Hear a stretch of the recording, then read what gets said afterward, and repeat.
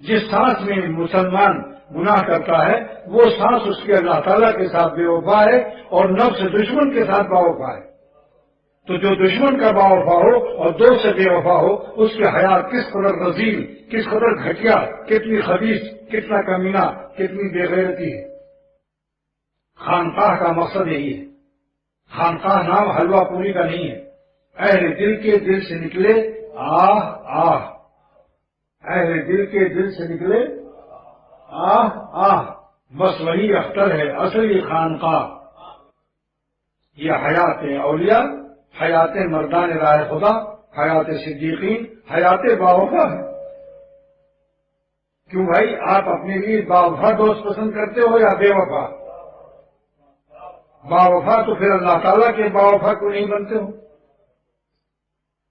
نفس کی کتی کی دم پکڑ لو اور نفس کو للکار دو کہ اگر تم نے کسی عورت یا لڑکے کو دیکھا، کسی حسین لڑکے کو یا عورت کو، تو اے نفس کتی ذلیل خوار، میری دشمن، تیری دم اکھاڑ دوں گا.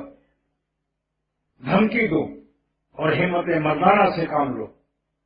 مولانا جلال الدین رومی فرماتے ہیں ہی تبر بردار اور مردانہ وزن، تبر اٹھاؤ اور مردانہ حملہ کرو نفس پر. کیوں علی والی بڑے خیبر شکن، حضرت علی رضی اللہ تعالیٰ عنہ کی طرح درہ خیبر کو فتح کر لو. اور اگر خدا ہمت نہ دیتا تو تقوی فرض نہ کرتا.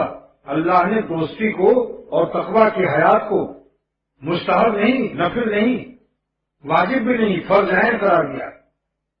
آج عالم بننے کا شوق ہے، حافظ بننے کا شوق ہے، مفتی بننے کا شوق ہے، سب فرض کفایہ ہے. مگر متقی ہونا، اپنے مولا کو راضی کرنا اور اللہ کی دوستی کی ادائیں سیکھنا، اللہ کے دوستوں کی ادائیں سیکھنا اور حیات باوفا حاصل کرنا، یہ ہر مومن پر فرض ہے، فرض عین ہے. آج اسی کا رونا ہے کہ عالم حافظ مفتی بننے کا شوق جدھر دیکھو مگر کسی اہل تقوی کی جوتیاں اٹھانے کے لیے آ رہے. شرم آتی.